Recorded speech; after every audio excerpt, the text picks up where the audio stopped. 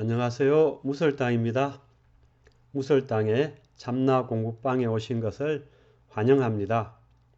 참나를 되찾아서 행복한 삶을 사시기를 진심으로 기원합니다.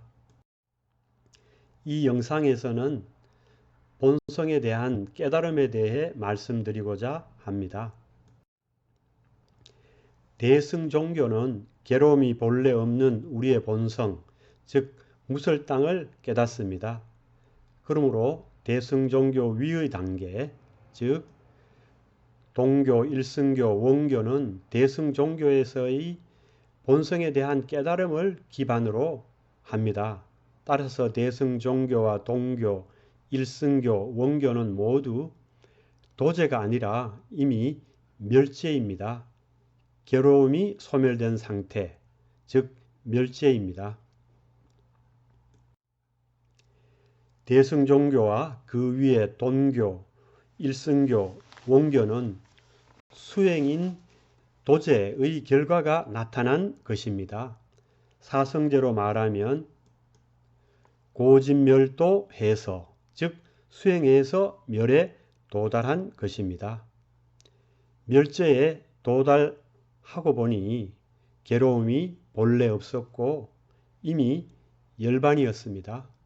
천하의 선지식들이 고진멸도해서, 즉 수행해서 멸제에 도달하였습니다. 저 무설당 역시 천하의 선지식들의 길을 따라 고진멸도해서 진리에 눈뜨게 되었습니다.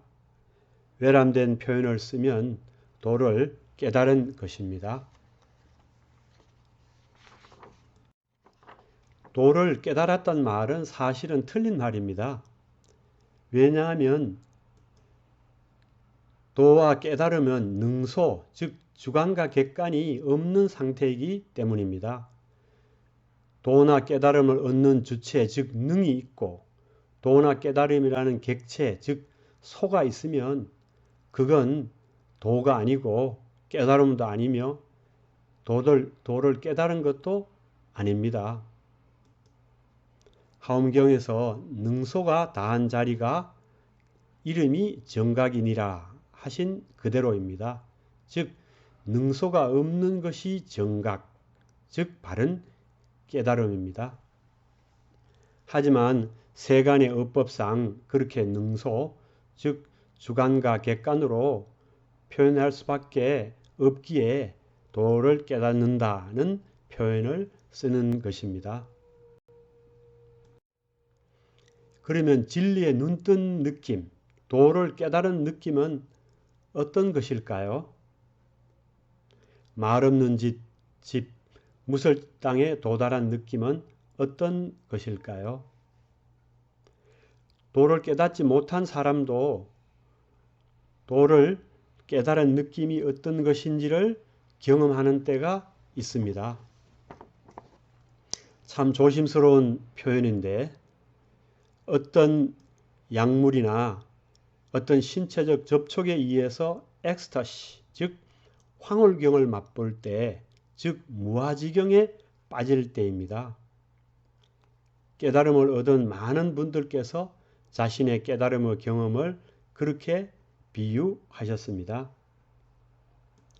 또는 어떤 절경에 맞닥뜨려서 너무너무 아름다워서 말도 안 나오고 그냥 입이 쩍 벌어지면서 오우 하고 단지 외마디 감탄이 쏟아질 때입니다. 여러분 이제 이해가 되십니까? 왜 그토록 많은 사람들이 그렇게 특정 약물에 집착하고 탐닉하는지 말입니다. 이해가 되십니까? 왜 많은 사람들이 그렇게 특정 신체 접촉에 집착하고 탐닉하는지 말입니다. 여러분 이해가 되십니까? 왜 많은 사람들이 그렇게 여행에 집착하고 탐닉하는지 말입니다.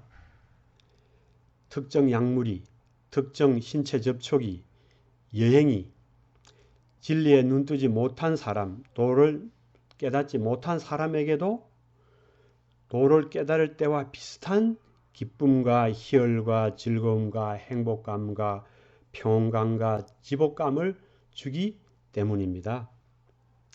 진리에 눈뜨면 도를 깨달으면 특정 약물에 의존하지 않고도 특정 신체 접촉에 의존하지 않고도 여행에 의존하지 않고도 항상 기쁨과 희열과 즐거움과 행복감과 평강과 지복감을 누립니다. 즉 열반 속에서 삽니다.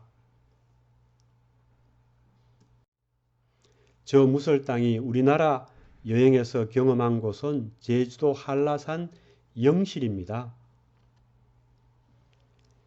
진리에 눈뜰 때의 느낌이 영실에 올라갔을 때 받은 느낌과 비슷합니다. 지금 이 사진이 영실의 모습인데요. 가파른 길을 따라 땀을 뻘뻘 흘리며 올라갑니다. 가파른 길의 끝에 도달하면 전혀 예상치 못한 넓은 평원이 쫙 나타납니다. 오! 하고 단지 외마디 감탄이 쏟아집니다.